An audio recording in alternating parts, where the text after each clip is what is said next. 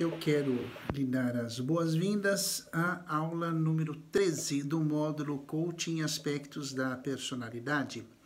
E eu preparei com muito carinho essa aula que trata do tema Coaching, Aspectos da Personalidade, Ócio Criativo e o Combate ao Estresse. Pode parecer uma coisa até superficial e até mesmo desgastante você ouvir por todos os lugares, todo mundo diz que está estressado, que é uma vida, os dias contemporâneos, muito estressante. E afinal, o quanto isso é verdade, o quanto isso procede, o que eu posso entender por estresse, o que isso tem a ver com o meu projeto de vida, com a minha performance, de que maneira eu posso ter uma ideia ou um entendimento do que o estresse pode causar na minha vida, enfim.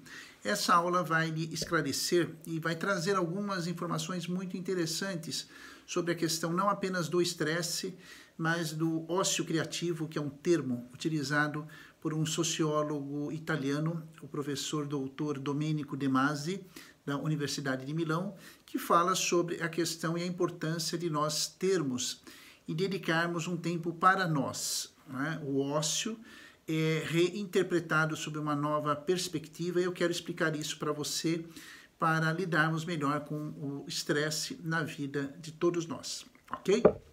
Então, vamos lá. Para que eu possa chegar ao termo ócio criativo e aprofundar isso na perspectiva do coaching e aspectos da personalidade, eu inicio a nossa fala ao explicar a palavra estresse. Em português, nós grafamos com E, né, estresse, com dois S's, e indicamos a um quadro de modificações fisiológicas, né, físicas, orgânicas, somáticas, e também de alterações de natureza emocional e de natureza cognitiva. Então, quando falamos em estresse, em que uma pessoa está ou se encontra em um nível de estresse, significa dizer que essa pessoa traz em seu comportamento, em seu metabolismo do ponto de vista físico, um conjunto de alterações que envolvem os hormônios produzidos, o próprio funcionamento intestinal, o próprio funcionamento cardíaco, o próprio funcionamento do aparelho respiratório, dores no corpo, dores musculares em algumas regiões do corpo muito intensas e de causa desconhecida, não tão desconhecida, mas em princípio dores musculares muito intensas em determinadas regiões do corpo. Ela pode apresentar também sudorese, perda de apetite ou ganho de apetite, noites mal dormidas. Uma pessoa sob o efeito do estresse, internauta, também apresenta um quadro emocional muito instável. Ela no mesmo dia se mostra alegre, contente, depois ela passa a se tornar uma pessoa mais irritadiça, muitas vezes agressiva. Ela manifesta crises, pode manifestar crises de choro, a ansiedade é muito intensa e ela apresenta também um quadro de perspectiva do futuro um pouco tenebroso, né? Um pouco obscuro.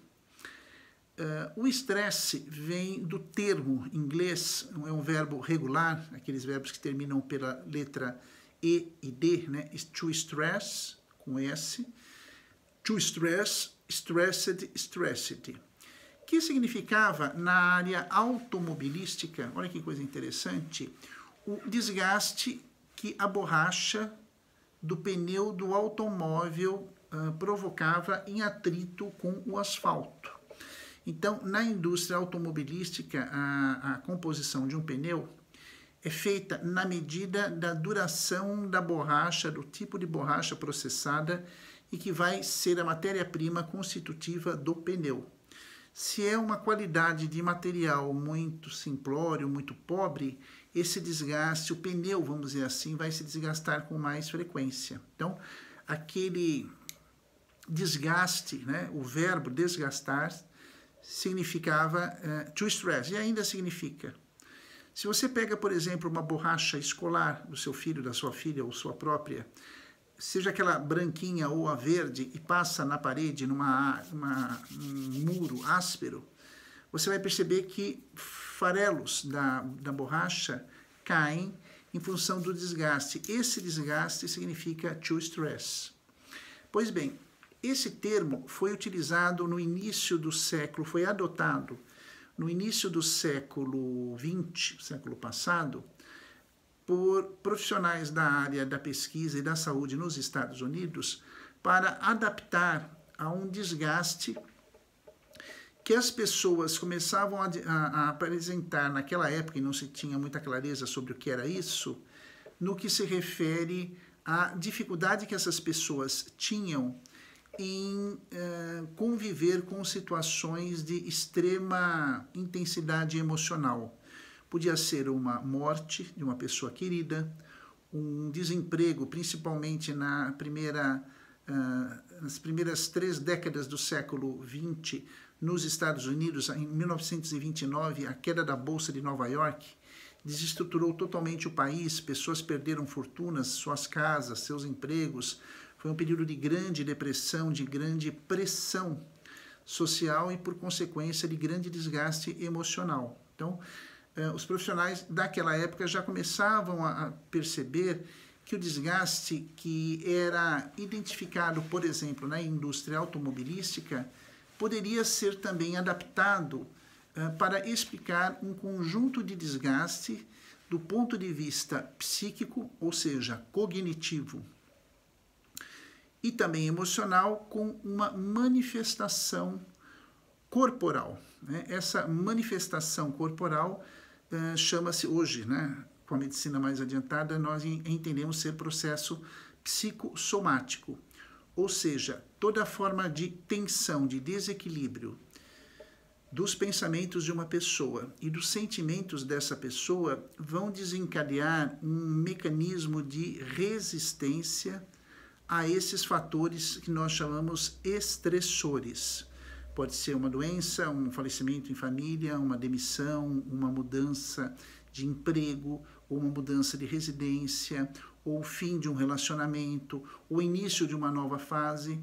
São situações extraordinárias em que determinadas pessoas apresentam uma certa dificuldade tanto em lidar com essas situações, como também para superar essas situações extraordinárias, visando aí um novo contexto, uma nova fase, um novo perfil do seu momento existencial.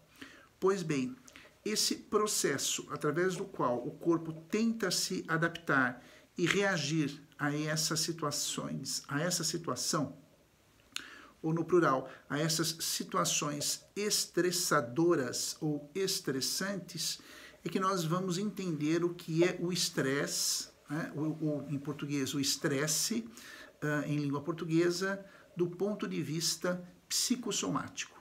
As minhas emoções, os meus pensamentos desencadeados vão promover também um desequilíbrio no meu sistema nervoso parasimpático ou sistema nervoso autônomo, que vai desencadear aí toda uma alteração metabólica. Então, eu como mal, eu não durmo, eu me torno uma pessoa muito agressiva, a pessoa pode chorar do nada, ter crises severas de ansiedade, dores musculares, enfim, todo um quadro de natureza psíquica e de natureza física ou somática, daí o termo um quadro psicossomático.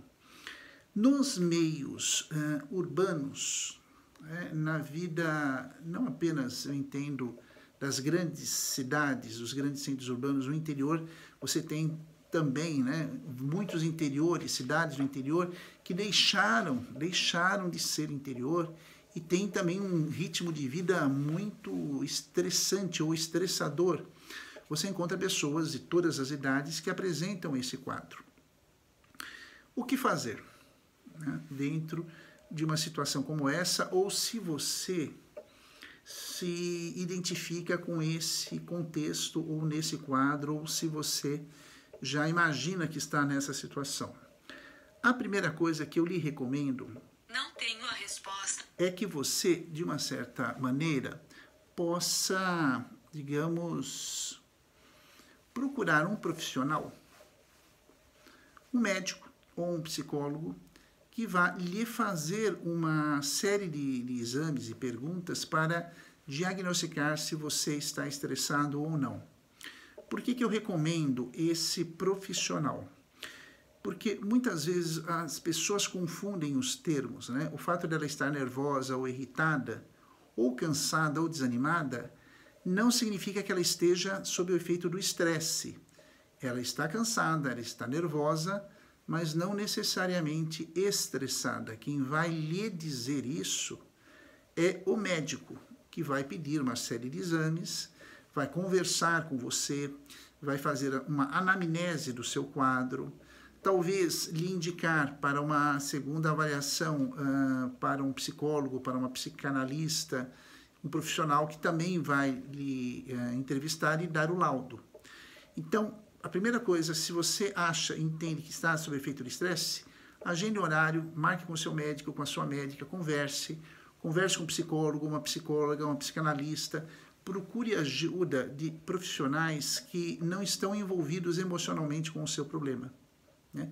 Porque às vezes você não está e acha que está, ou você está estressado e pensa que não está. De qualquer forma, você vai precisar de ajuda de profissionais, uma reorientação também alimentar, haverá a necessidade para você combater esse estresse, de incluir atividades físicas e atividades físicas aeróbicas, e, enfim, um conjunto de elementos que vão te permitir uma mudança de vida. E é por essa razão que essa aula foi incluída no módulo Coaching, já que falamos de projeto de vida. Então, talvez essa aula venha lhe despertar para esse aspecto de você levar uma vida muito estressante ou estar já envolvido ou sob o efeito do estresse. Dentre vários aspectos que o seu médico, ou a sua psicóloga, o seu psicólogo, ou a sua médica, ou psicanalista vão recomendar, é que você possa reservar na sua vida, na sua agenda, no seu projeto de vida, um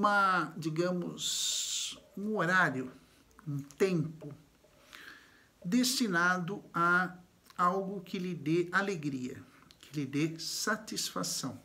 Por quê?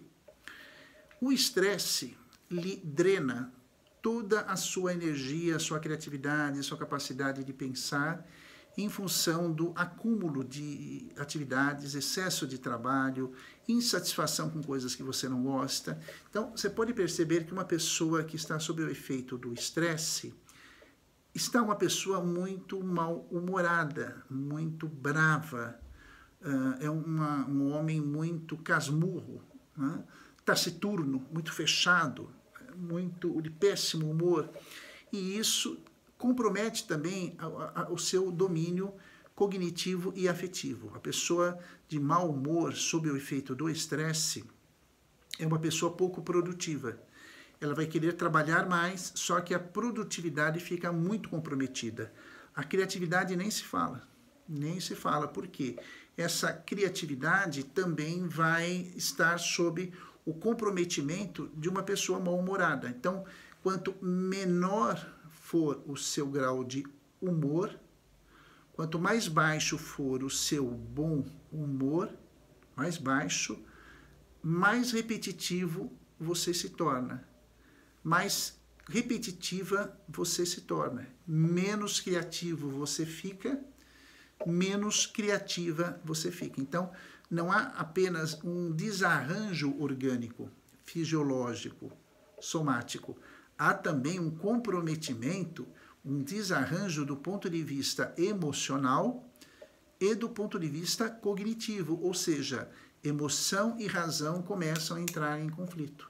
E, por consequência, você se torna, aos poucos, uma pessoa muito mais reativa do que proativa.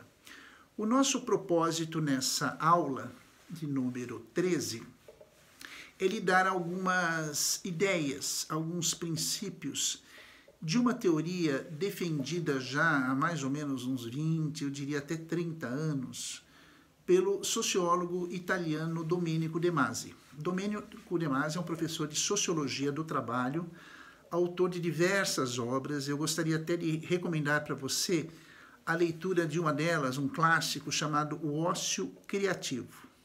O Ócio Criativo.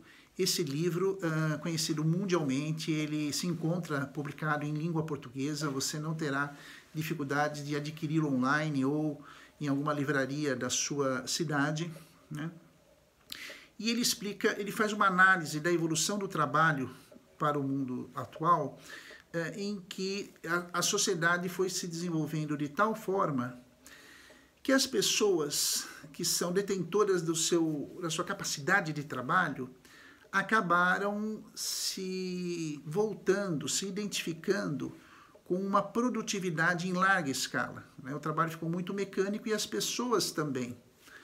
E, por consequência, você encontra não uma pessoa estressada, não um grupo de pessoas estressadas, mas toda uma sociedade estressada, repetitiva e escrava do trabalho. É como se você fosse trabalhar, você teria que trabalhar todos os dias muito até o último dia da sua vida para ter algum valor, né?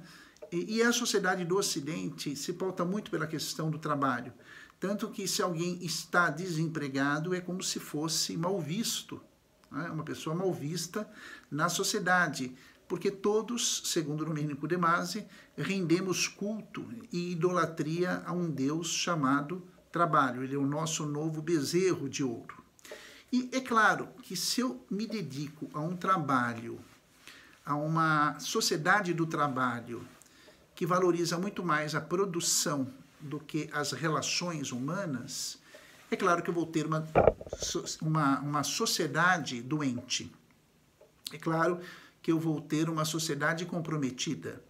E aí, a solução, a proposta de Domenico De Masi, é claro que é uma teoria muito mais complexa, eu falo apenas em alguns minutos só para te situar, mas ele vai defender a prática e a construção de uma nova sociedade para o século XXI. Ele está nativo ainda, o professor Domenico De Masi, esteve aqui no Brasil, em que se desenvolva a teoria do ócio criativo. E aí o livro vai buscar as origens da palavra ócio, né, na Idade Média, e a palavra ócio, na Idade Média, tem um sentido muito pejorativo, muito negativo. Ócio ou ociosidade como a condição de não se fazer nada, de não se produzir nada. Então, o ócio na Idade Média era visto até como um pecado, porque o homem foi feito para o trabalho e se ele se pauta pelo não trabalho, é como se, naquela época, ele recusasse ao convite de Deus para crescer, evoluir, multiplicar-se e dominar a face da terra. O ócio é um não que se dá ao mandamento divino. É claro que é toda uma interpretação, é toda uma hermenêutica daquela época, né? Hoje, nenhuma igreja, cristã ou não cristã, exige que o homem se mate de trabalhar. Pelo contrário, há outros valores acima do trabalho, inclusive o da família, né? Ou da vida humana, qualidade de vida. Pois bem, esse termo ócio acaba tendo um fortalecimento na Idade Moderna, principalmente com a ascensão do capitalismo sendo inicialmente comercial. Na Inglaterra, esse capitalismo passa a ser um capitalismo da indústria e, de fato, o ócio, o não fazer, significa não trabalhar. Então, além daquela visão inicial religiosa que condenava o ócio, né, o mundo do trabalho, principalmente na Inglaterra, vai reforçar isso e a própria Europa vai reforçar isso. E é muito interessante, Domenico De Masi vai resgatar esse termo, ócio, e vai dizer que ele, contrariamente ao que a sociologia do trabalho defendia, ele é necessário para o homem. Há momentos na sua vida, no seu dia a dia, que você precisa de pequenos momentos de ócio, de não fazer nada, mas não pelo não fazer nada. É um não fazer nada para poder se dedicar a fazer outras coisas que compensem e superem o meu cansaço. E aí entra o termo criativo, ócio criativo. Então, Domênico de Masi vai defender que as pessoas devem, na sua estrutura de agenda de trabalho, inserir momentos de ociosidade, mas de uma ociosidade produtiva, uma ociosidade criativa, uma ociosidade em que eu possa me dedicar a tarefas que me tragam prazer. E é aí que eu entro na área do coaching. É necessário que você organize durante o seu dia, durante a sua semana, pequenos momentos para você se dedicar às suas brincadeiras. Adulto também tem brincadeira. Não é só a criança que tem as suas brincadeiras. Nós adultos perdemos isso e pagamos um preço caro por isso. As nossas brincadeiras, ou a brincadeira do adulto, chama-se hobby. O que é um hobby? Um hobby é uma brincadeira que você escolhe cultivar durante o seu dia, durante a semana, durante o mês, durante a sua vida. É um momento de você se recriar, é uma recriação. Então, algumas pessoas me perguntam, mas, professor Luiz Felipe, qual que é, segundo o coaching, o melhor hobby? E eu lhe digo, o melhor hobby é aquele que vai lhe trazer prazer. Alguns exemplos. Há pessoas que adoram mexer na terra, com plantas, com flores, e são pessoas que trabalham às vezes em escritório, nada a ver com agricultura, mas no seu tempo que reserva para se reorganizar, se reencontrar, vão mexer na terra, no jardim, nas plantas e se reinventam, se recuperam. Eu gosto muito da ideia da tomada e do cabo, conectado a um celular, recarregando o aparelho que estava com a bateria descarregada. Muitas vezes nós, ao longo dos dias e das semanas e dos meses, precisamos nos recarregar, sair daquele foco do trabalho, da pressão, dos prazos, da cobrança. Há pessoas que têm como hobby, por exemplo, a leitura. Escolhem um gênero literário e leem, e cultivam 15, 20 minutos por dia, pelo amor de Deus. 15, 20, 30 minutos por dia, para você sentar e fazer o que você gosta. Há pessoas que cultivam o hobby de ouvir música. Hoje nós temos vários serviços de streaming de filmes, de cursos e agora também de música, e ouve a sua música ou as suas músicas e se recompõe. E é um momento em que eu te pergunto, qual seria o seu hobby? É a leitura? É a música? É mexer na terra? Você já pensou em aprender a dançar? Dançar. Luiz Felipe, não tem jeito para coisa. Mas, meu querido, minha querida, ninguém tem. É uma coisa que se adquire. Assista lá as aulas 1, 2. Eu falo de habilidades e competências. Você pode adquirir essa competência se você gosta. Não é porque outra pessoa tem aquele hobby que você tem que seguir, A sua amiga se matriculou numa escola de dança. Não. Às vezes, um hobby é correr. Felipe, o meu hobby é dormir. Que seja. O que te satisfaz? Essa que é a grande questão, esse que é o pulo do gato. O que é que te satisfaz? O que te deixa bem? Algumas pessoas é andar de bicicleta, por exemplo. Ou que tal aprender a andar de patins? Ou talvez andar de skate. Então, é muito interessante porque quando você escolhe um hobby, é um ócio, uma forma de você realizar o ócio criativo. E é muito interessante que se você implementa isso, eu sempre falo nas aulas, Se você me acompanha durante todas essas aulas, você já ouviu isso. Na medida em que você, durante 3 semanas a 4 semanas, coloca esse hábito, implementa esse hábito na sua vida, né, dentro das suas possibilidades, o seu cérebro já vai começar a ter prazer naquilo. E quando você não fizer, ele vai reclamar, ele vai dizer, puxa vida, né? Hora da nossa brincadeira. E o mais interessante ainda, internauta, quando você se encontra num momento de ócio criativo, guarde bem essa informação que eu vou lhe dar. Geralmente é nessas horas, geralmente é nesse momento em que você vai encontrar as ideias mais saudáveis, mais satisfatórias para o problema que você está enfrentando. Geralmente, quando as melhores ideias vêm, ou elas vêm durante o momento do ócio criativo, ou elas vêm logo após. Porque o seu cérebro mudou de foco. Né? Você pôde respirar melhor, você pôde relaxar melhor, você pôde se reencontrar melhor. Né? Não acredito, Luiz Felipe, no que você está dizendo. Não tem problema, eu até gosto. Eu até gosto quando você discorda, quando você não aceita ou não acredita. Porque você me permite lhe fazer um convite. Né? Qual seja, faça a experiência. Não acredite, por favor. Não acredite no que eu digo. Tá? Se dê uma chance. Faça a experiência. Escolha um hobby para praticar aí o seu ócio criativo.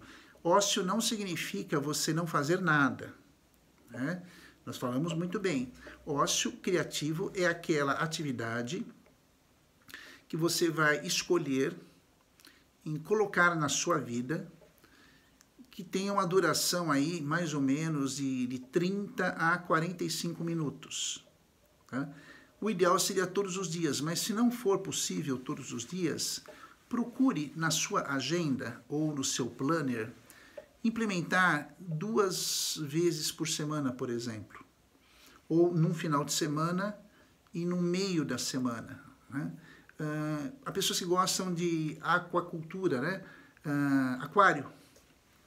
Há pessoas que gostam de fazer quebra-cabeças, aqueles quebra-cabeças de 1000 peças, 5000 peças, e ficam montando. Mas elas se encontram lá. Então, não é porque o seu colega, não é porque a sua colega tem aquele hobby que esse vai ser o seu. Do que você gostaria de brincar? Eu vou te dar até um tempo e eu quero lhe fazer essa pergunta pessoalmente, só que você vai responder para você, claro. Meu querido, minha querida, pense bem. Como todo professor diz, preste atenção. Se você pudesse escolher uma brincadeira de gente grande, qual seria aí em questão o seu hobby? Pare um pouquinho, eu aguardo. Ele tem um pouco a ver com a sua personalidade. Para algumas pessoas, por exemplo, fazer caminhada, 30 minutos de caminhada. Ouvir música. Fazer palavras cruzadas ou ler o livro. Jardinagem. Escultura, pintura. Já pensou? Pintura.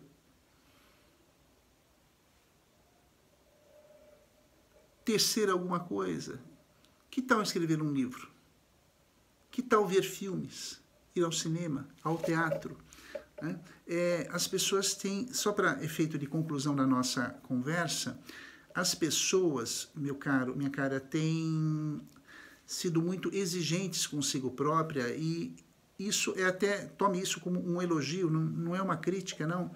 As pessoas gostam muito de se dedicar aos seus trabalhos, aos seus compromissos, são muito, digamos, generosas com os outros e pouco simpáticas a si próprias. Então, é o momento, fica aqui o convite, eu falei coisas importantes, seria interessante você reassistir a essa aula e repensar no que vale a pena na minha vida eu aproveitar, eu curtir além do meu trabalho e das minhas responsabilidades. Eu acho que, mais do que achar, eu entendo que você é uma pessoa que mereça investir em você, mesmo que seja em 2 sessões de 30 a 45 minutos por semana. Você tem 24 horas para fazer o que você bem entender.